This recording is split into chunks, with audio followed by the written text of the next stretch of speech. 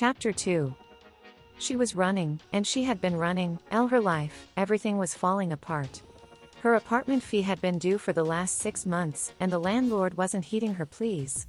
She could not live on the street, and this state wasn't like her father's country, where she could get accessible apartments anytime or anywhere. She was given a scholarship at the state university for the last 4 years, and she was very excited, but if she'd known this was what she would be facing, she would have stayed with her father in her father's country. Well, this state was her mother's, which made her biracial. Her life had been jumbled mess since she arrived in this country. She was easily judged by her brown skin color. She didn't have a real job apart from freelancing for lazy youths. And that wasn't paying her much. They judged her skin color and her father's nationality, not her brain then. They were men who always had their lustful gaze on her curve, which she hated, but she couldn't do anything. Searching for Angelina until her brown eyes met Angelina's gray ones before she squealed happily at her and crushed her in a bear hug. Isabella or Belle was a half-Japanese friend with short blonde hair, and they met at the school functions on the first day of resumption in university. She was trying to find the hall when she collided with her friend's petite body, which made them fall to the ground. They both groaned before staring at one another and laughing out loud. They both exchanged numbers, and since then, they have become tight buddies. "Babe, I've got you a job," Belle chirped, stealing one of her fries that she left on the nightstand beside her messy bed before slumping on the floor. She swatted Belle's hand away when she stretched her hand to steal another fries. When Angelina's brain comprehended what her friend had said before stealing her fries, she screeched, "You got me a job?" She asked. "Yeah, babe," Belle winked at her, "I told you." She smirked with a sly grin. "What does the work pertain to?" she asked enthusiastically before feeling down and sighing.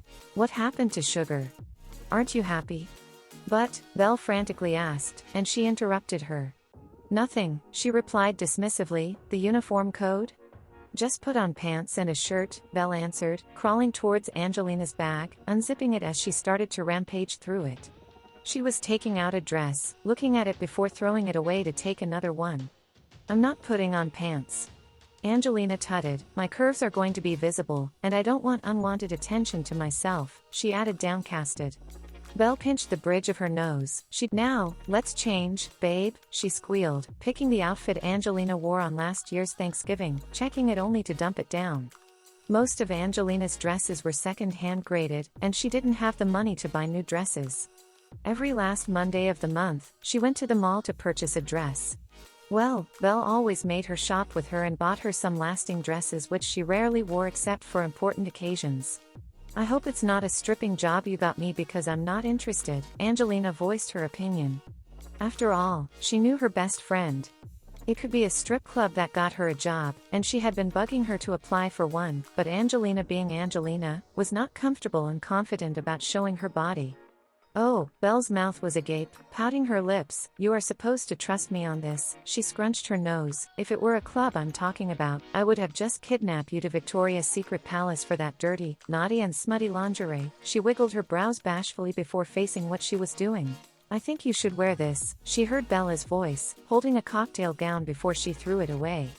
"No," Belle murmured to herself before picking another dress. "I think this will do." She scrutinized her eyes on the A-shaped skirt only to throw it away again. She stuck her tongue between her lips in a concentration way as she brought out all her dresses in the bag, scattering them on the floor before taking them back, turning them upside down, and then throwing them away. "I can't seem to find it," she trailed off before screaming excitedly, "I see it." Bouncing up and down. She handed Angelina the black-fitted knee-length gown, ushering her to change because they were getting late. Angelina entered the kitchen and changed into the gown her friend selected, brewing a coffee to calm her nervousness. She applied oil to her wavy brown thick hair, brushed it together, and put it in a ponytail. She used her lips gloss and called Uber to take her to where the wedding was located. A day waitress. Just to serve food for the guests. And a serving costs $5. If I am to serve 100 guests, that means I'm taking $500 home. She thought happily. She was already analyzing how she was going to spend the money. The Uber arrived at the destination, killing off the engine. As she got down from the car, a woman in her early 40s who looked distressed came to her and dragged her to another direction where there were fewer people. The woman stopped when they entered a room and locked the door at the back while she took a moment to catch her breath. Ma'am, I'm Angelina. I'm here. The petite woman waved her hand, interrupting her as the woman scrutinized her gaze on her before her lips stretched widely. You are someone I need. No, we need, the woman smiled uneasily. Oh. The woman's hands trembled while looking disheartening. Angelina took her time to recheck the woman, and she noticed that the woman's brows wrinkled as if she was in deep thought and distress. Ma'am, she tried to call the woman, but the woman grabbed both her hands urgently. I want your help, and I shall pay you handsomely, the distress could be heard in her soft voice. Ma. The bride left my son today, and we need a replacement. So name your price? What?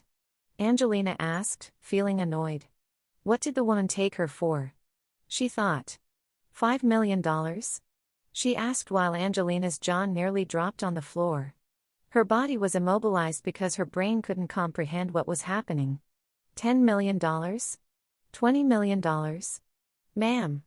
Angelina practically screamed at her, I don't know what you want me to do, but I don't want your money, she stated firmly while the woman sighed in relief.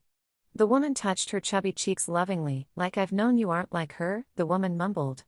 Just marry my son for a year, and after that, you could divorce, the woman explained. Okay, Angelina responded.